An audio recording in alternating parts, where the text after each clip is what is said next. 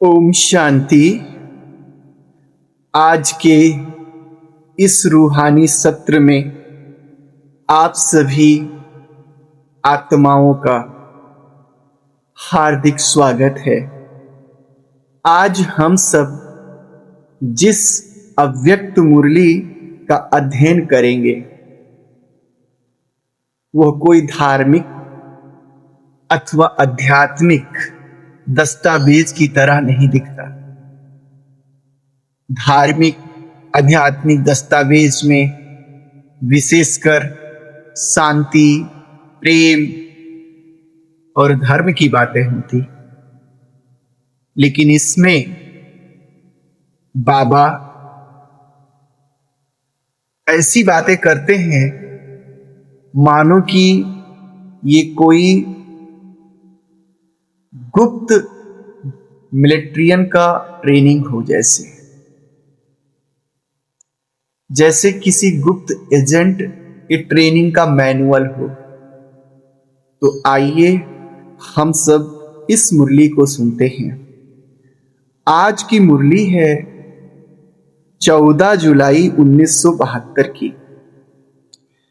इस मुरली में बाबा ने ये संदेश दिया है कि हम सभी ब्रह्मा कुमार कुमारियों को गुप्त ईश्वरीय अनुचर के रूप में सेवा करनी है। जैसे सीक्रेट एजेंट होते हैं गवर्नमेंट के, जासूस जिनको कह सकते हैं, उस प्रकार से हमें समाज में व्याप्त अज्ञान और अंधश्रद्धा को समाप्त करने के लिए सेवा करनी है, एक जासूस की तरह। जासूस की विशेषता क्या होती है? आप सबने फिल्मों में भी देखे होंगे।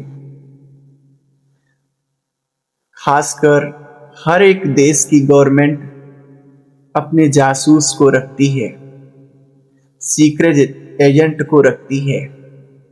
भारत में रा है, पाकिस्तान में ISI है, ऐसे ये जासूस जो होते हैं ना, ये छोटे छोटे अपराधियों पर अपनी नजर नहीं गड़ाते, छोटे छोटे अपराधियों का पीछा नहीं करते, अपितु जो मास्टरमाइंड होते हैं, बड़े बड़े अपराधी होते हैं, उन पर घेराव डालते हैं। तो आज की इस मुरली में बाबा विशेष कहते हैं कि जन साधारण की जो आप सेवा करते हैं ये कोई बड़ी बात नहीं है। जो बड़े बड़े विद्वान हैं, आचार्य हैं, उनकी सेवा करना ये समझो श्रेष्ठ सेवा है। बाबा इस मुरली में शुरुआत में ही पूछते हैं कि जैसे दुनियावी सरकार के गुप्त अनुचर नए नए प्लान्स बनाते रहते, जो सीक्रेट एजेंट होते हैं वो नए नए प्लान बनाते रहते हैं। जहां कहीं भी कुछ उल्टा हो रहा होता है उसको चेक करते हैं, घेराव डालकर उसको खत्म करते हैं। तो क्या आप सब भी पांडव गवर्नमेंट के गुप्त अनुचर हो? आज बाबा ने हम सबको एक नया सम्मान दिया है। हम कौन हैं? एक सीक्रेट एजेंट है,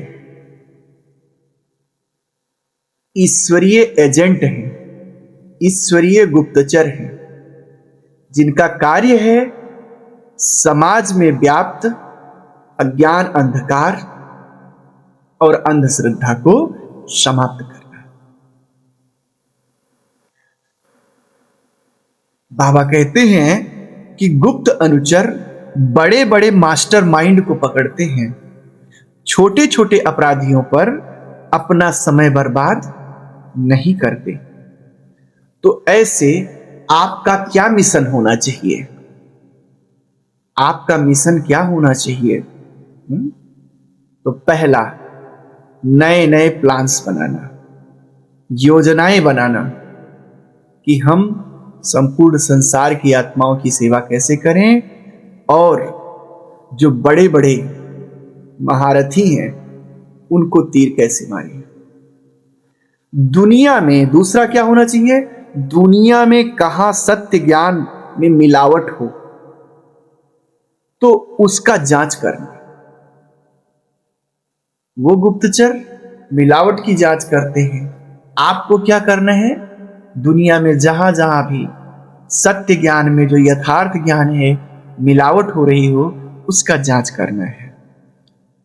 जो आत्माओं को धोखे में फंसाते हैं या उल्टी राह पर चलाते हैं, आजकल बहुत ज्ञान देने वाले निकल गए हैं ना, जो अपने स्वार्थ सिद्धि के लिए भोली भाली आत्माओं को धोखे में फंसाते हैं, उल्टी राह पे चलाते हैं, उन पर रणनीतिक रीति से घिराव डालना, यह जो है आपका कर्तव्य होना चाहिए।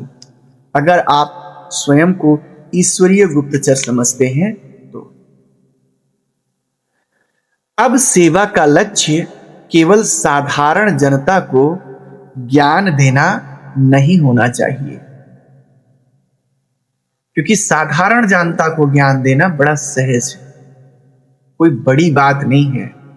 वे लोग भी साधारण जनता को ही फंसाते हैं, बल्कि उन बड़े विद्वानों तथा कथित बड़े आचार्यों और गुरुओं तक आपकी पहुंच होनी चाहिए, जो यथार्थ ज्ञान में मिलावट कर लोगों को उल्टे मार्ग पर ले जा रहे हैं। तो क्या है इतनी हिम्मत, ये बाबा के 1972 में कहा, केवल साधारण जनता को नहीं। ऐसे मास्टरमाइंड कौन है, जो उल्टे मार्ग पर ले जा रहे हैं। अगर उनको ही अगर आप उनका ही पर्दाफाश कर दें, असत्य को असत्य सिद्ध कर दें, तो सत्य की जयकार हो जाएगी, तो उनके जो अनुयायी हैं वे अपने आप सत्य मार्ग पा लेंगे। ऐसी बात समाज को कौन चला रहा है, आज की इस मुरली में बाप दादा ने यह भी बताया है, राजनेता चला रहे हैं समाज को या धर्म गुरु चला रहे हैं। तो बाबा इस मुरली में कहते हैं कि राजनेता का भी उतना प्रभाव नहीं है, क्योंकि राजनेता पर भी लोग पूर्ण विश्वास नहीं करते, उनसे जनता प्रश्न पूछती है, उनकी छवि अच्छी नहीं रह गई है। लेकिन जो धर्म गुरु हैं,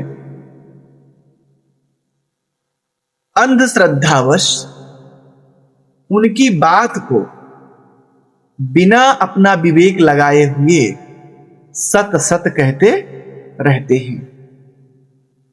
तो इसलिए समाज को कौन चला रहा है, गुरु चला रहे हैं।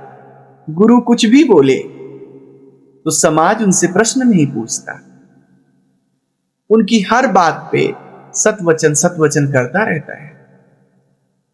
नेताओं से तो क्योंकि प्रजा पर प्रजा का राज्य है, 5 साल के लिए ही नियुक्त होते हैं, तो उनको जनता धमकी भी दे देती है, उनसे प्रश्न भी कर लेती है, उनकी विश्वसनीयता पर भी संदेह करती है, लेकिन गुरु पर नहीं करती। और गुरु क्या करते हैं, गुरु अपने अंधविश्वास की जंजीरों में उनको फंसाकर उनका शोषण करते हैं। तो बाबा कहते हैं गुरुओं की जंजीरों में बहुत सी आत्माएं फंसी हुई हैं, और मजे की बात यह है कि वे आत्माएं स्वयं उन जंजीरों की रक्षा कर रही, जिसमें वे बंधी हैं उसी की वे रक्षा कर रही हैं। अगर उनको आप बताने जाओ कि यह अंधश्रद्धा है, सही ज्ञान ये नहीं ये है, तो वे बिगड़ पड़ती हैं, वे उसके ज्ञान को सुनना नहीं चाहती हैं। तो ये काम आसान नहीं है। आज ये जंजीरें मोहनी का रूप लेकर के आत्माओं को अपने ओर खींच रही हैं। अल्पकाल की प्राप्तियों को कराकर उन्हें फंसाती जा रही हैं। जो गुरु होते हैं थोड़े से चमत्कार में अल्पकाल की प्राप्ति का झांसा देकर के आत्माओं को अपने जंजीरों में बांध लेते हैं। तो अगर आप अपने आप को रूहानी गुप्तचर समझते हो तो आपकी ये जिम्मेदारी है कि आप सब उन आत्माओं को माया और इन झूठे गुरुओं की जंजीरों से आजाद कराएं। तो सच्चा कार्य तो ये है। तो हम सबको केवल साधारण प्रजा नहीं बनाना है, केवल साधारण जनता की सेवा नहीं करनी है और उतने में ही संतुष्ट नहीं हो जाना है, बल्कि मिलावट करने वाले ये जो बड़े आदमी हैं उन पर घेराव डालना है। हम चेक करें क्या हमारी बुद्धि में ऐसे प्लान्स चलते हैं। बाबा ने कहा कि अब ये तो पक्का हो गया इस मुरली से कि आप कौन हो, समाज को चला कौन रहा है, समाज को बरगला कौन रहा है। तो आपका लक्ष्य कौन है? साधारण जनता है या नेता है या धर्म गुरु है? तो आपके लक्ष्य धर्म गुरु है। और वो धर्म गुरु हर कौम के धर्म गुरु लूट रहे हैं एक दूसरे को। ऐसा नहीं कि केवल हिंदू का धर्म गुरु, हर एक धर्म गुरु एक दूसरे को, अपनी जनता को शोषण कर रहा है। तो आपका लक्ष्य धर्म गुरु है। अब इसको धरातल पर कैसे लाया जाए? कौन करेगा इनका प्रतिकार? तो बाबा ने कहा शक्तियां करेंगी। शक्तियों को बाबा आगे रखते हैं। बाबा कहते हैं कि बाप प्रत्यक्ष नहीं है, बाप बैकबोन है, पीछे है, आगे शक्तियों को रखता है। बाबा ने किसी बहुत ज्ञानी, बहुत शास्त्र विद्वान व्यक्ति को आगे नहीं रखा है शक्तियों को, क्योंकि शक्तियों को लोग क्या समझते हैं? कमजोर समझते हैं, दीनहीन समझते हैं। और वे शक्तियां अगर अपनी शक्ति की शक्ति से किसी महारथी को पराजित कर ले जाती हैं तो नाम हो जाता है। एक कोई विद्वान व्यक्ति किसी विद्वान को शास्त्रार्थ में पराजित कर दे तो नाम नहीं होगा। ये तो घटनाएं होती रहती। एक कोई बलशाली किसी बलशाली को धूल चटा दे तो उतना नाम नहीं होगा, तो होता रहता है। लेकिन एक दीनहीन व्यक्ति, बाबा ने इसमें बहुत सुंदर उदाहरण दिया है कि जब चींटी हाथी को गिरा देती है तब नाम होता है। तो वो महारथी हैं बड़े बड़े, और आप उनके समक्ष जो ब्रह्मा कुमारियां हैं चींटी हैं। बाबा ने यह भी कहा है मुरली में कि ब्रह्मा कुमारियां का मतलब केवल कुमारियां ही नहीं है, जो भी बाबा के बच्चे जुड़े हुए हैं वो सब कुमार कुमारियां, ब्रह्मा कुमार कुमारियां हैं। अर्थात इसमें गृहस्थ की माताएं भी आ जाती हैं, कुमारियां भी आ जाती हैं, कुमार भी आ जाते हैं। लेकिन विशेषकर बाबा की इच्छा है कि शक्ति दल उनको चुनौती दे।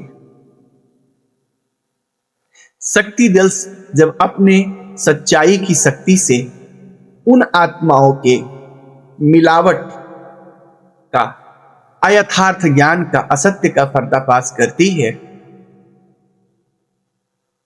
तो लोगों की आंखें खुली की खुली रह जाती हैं, क्योंकि किसी का विश्वास नहीं होता कि एक दीनहीन आत्मा ऐसे धुरंधर को गिरा देगी।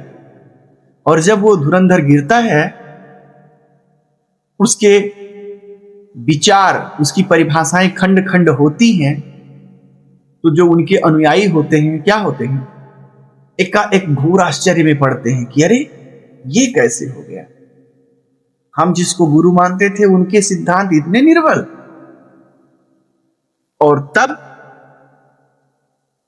तब सत्य की विजय और प्रत्यक्षता अपने आप हो जाती।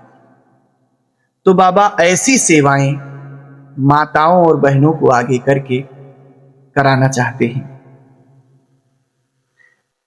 बाबा ने इस मुरली में कहा कि आप सब लोग केवल क्लास करा देते हो, सेमिनार कर लेते हो, अथवा आपने जो साधारण प्रजा बना ली है उतने में ही खुश हो। ये आपका कंफर्ट जोन है कि हो गया। कंफर्ट जोन से बाहर आना है और ऐसी चुनौतियों को स्वीकार करना है। शुरू में जब कोई भी स्टार्टअप होता है, कोई बिजनेस का स्टार्ट लोग करते हैं, तो क्या होता है, एक किसी गैराज में किसी कमरे में बैठकर 4 लोग मीटिंग करते हैं और वो सोचते हैं हम ऐसा कोई बिजनेस खड़ा करें, और वो 4 लोग ही बड़े मेहनत से बिजनेस खड़ा करते हैं और धीरे धीरे बिजनेस ग्रो होता है, समाज में उसका पैठ बनता है, और फिर वही बिजनेस धीरे धीरे बड़ा होने के बाद उसमें संख्या भी बढ़ जाती है, ऑफिस अच्छे अच्छे बन जाते हैं, फिर लोगों में वो जुनून नहीं रह जाता है, वो जुनून खत्म हो जाता है, और फिर लोग केवल एक नेमिनाथ की तरीके से रहने लगते हैं। ऑफिस आए, ऑफिस गए, प्रोडक्ट आया, प्रोडक्ट भी गाइए। तो इसको बाबा कहते हैं कि कंफर्ट जोन से निकलना है। हम सबको ये चेतावनी दे रहे हैं कि हम सब भी कंफर्ट जोन में आ गए हैं।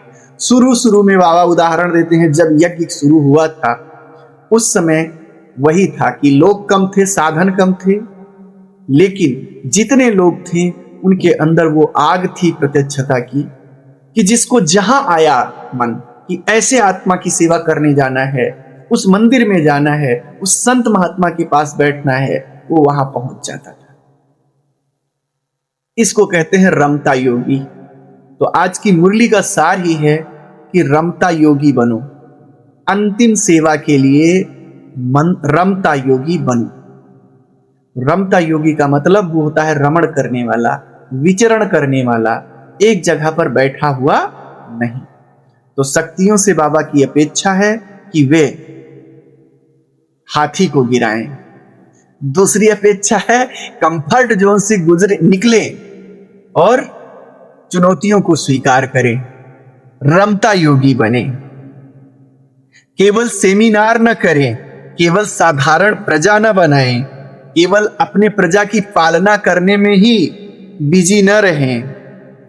ये कोई बड़ी बात नहीं है, बल्कि उन धर्म गुरुओं को, उन विद्वानों को, उन आचार्यों को समझाएं और असत्य को असत्य सिद्ध करें और सत्य को प्रकट करें संसार में।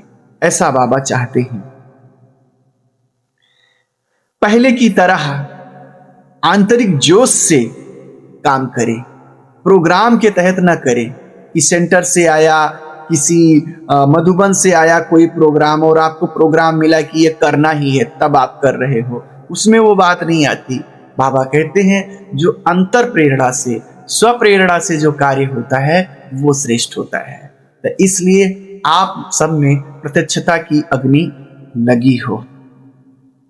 ऐसे तो आज की इस मुरली में हम सब ने ये सीखा और सुना भी कि हमें केवल यहाँ एक छोटी सी दुनिया नहीं बसाना है, अथवा कोई छोटी दुनिया बसानी नहीं आए हैं अपनी कि सेंटर बन गया और बस रह रहे हैं, बल्कि पूरे विश्व से असत्य का पर्दा हटाने के लिए यहाँ पर आए हैं। अपने आप से प्रश्न पूछें, क्या मैं रूहानी गुप्तचर बना हूं? क्या मैं रमता योगी हूं कि जमता योगी हूं? जमे हुए हैं। और पूछना है, अपने आप कर रहे हैं हम कार्य, या जब कोई प्रोग्राम आता है पीछे से कोई धक्का मारता है कि नहीं नहीं अपने सेंटर पे ये करो, तब करते हैं। अच्छा, ओम शांति।